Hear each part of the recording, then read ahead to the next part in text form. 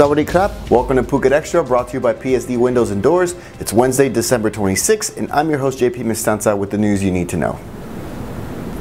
Some of the top law enforcement officials in the country flew down to Phuket this week to announce that authorities have seized 4.6 billion baht in assets from the Phuket-based Chinese tour operator OA Transport Co. Ltd., which is under investigation for tax evasion.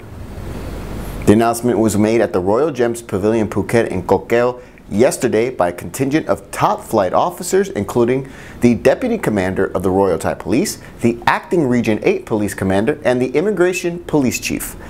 Authorities for years have been pursuing OA Transport, which operates hundreds of tour buses and has links to numerous other tourism-related businesses, claiming the companies have made a fortune from, quote, $0 tours in which foreigners, mainly Chinese, are lured into buying cheap tour packages in Thailand, but then forced to buy unusually expensive souvenirs and services during their stays.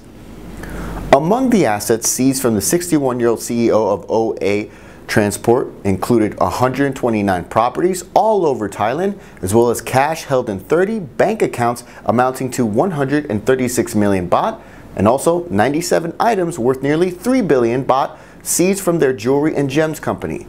And it's just a taste of what's to come, as authorities say they found evidence of tax evasion of over 7 billion baht.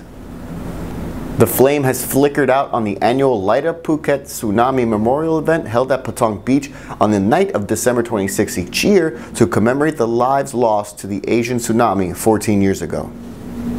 The candlelit ceremony has been removed from the formal schedule of events in order to reduce the emotional impact of those still suffering from the loss that the tsunami brought. That was according to the Patong Mayor Chalermlak Gepsap, who confirmed the news to the Phuket News today. Instead, the main memorial event was held this morning at the traditional location of Loma Park at 9 a.m., with officials placing wreaths and observing silence for those killed in the tragedy 14 years ago today. An exhibit is also now up at Loma Park to mark the occasion. Needing money to pay off his debts, a 48-year-old Army lieutenant is confessing that he did indeed rob a Krung Thai bank branch in Buriram, making off with 1 million baht. Lieutenant Jarupum Panator was picked up at a traffic police checkpoint in Buriram yesterday after authorities searched his pickup and found 50,000 baht in the vehicle. And it was during the interrogation at a police station that he confessed to holding up the bank just the day before, on Monday, when he stole the 1 million baht. CCTV footage of the robbery showed that he carried out the deed alone, and he told police that he buried some of the cash in a forest and the rest of it was at his house, saying he did it all to pay off his massive debts. He's already been suspended from duty and will appear in military court. Phuket Extra will be right back after this. Phuket's rapid modernization has made it one of the world's premier holiday destinations. Investors can still buy quality condominiums for as low as $75,000 and luxury properties can go all the way up to 20 million. Condominiums in Phuket are a safe, secure bricks-and-mortar investment offering foreigners freehold ownership. Call or email Thai Residential, Phuket's #1 trusted real estate advisor, to find your perfect Phuket property. Welcome back to Phuket Extra. After 9 days, the search for the missing 2-year-old boy in a sugarcane field in Suphanburi is now over after his body was found dead inside the plantation about 5 kilometers away from where he was last seen.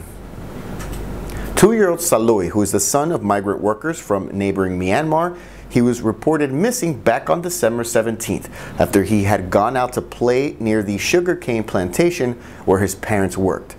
Despite the efforts of the 700-person strong search team that included police, soldiers, volunteer rescue workers, and even 4 elephants, the boy was found dead yesterday as he was believed to have died from exhaustion. Thailand's legislators are paving the way for progressive legislation, having approved both changes to the Narcotics Act to legalize medicinal cannabis and kratom, while also moving ahead for same-sex couples to have similar rights as married heterosexual couples. The National Legislative Assembly yesterday passed the second and third readings of the narcotics law, legalizing the production, import, export, possession, and use of cannabis and kratom for medical purposes, permitting consumers to carry a specified amount necessary to treat illness, as long as they have a prescription. Now the amendment will become law only when it's published in the Government Gazette. Meanwhile, in addition to this, the Cabinet has also approved the Civil Partnership Bill, paving the way for Thailand to become the first country in Asia to endorse same-sex marriage, allowing for same-sex couples to have similar benefits as married heterosexual couples, including adoption rights and entitlements in relation to assets and estates. Now this bill is on its way to the NLA, where it would have to be passed before royal endorsement. And that's it for Phuket Extra, brought to you by PSD Windows and Doors. For safe, secure, and soundproof windows, visit pvcphuket.com. If you're watching us on YouTube, click that subscribe button to check out all of our future videos. If you're watching us on Facebook, give us a like on the Phuket News page. From all of us here at the Phuket News Center, thank you for watching, and until tomorrow, stay classy, Phuket.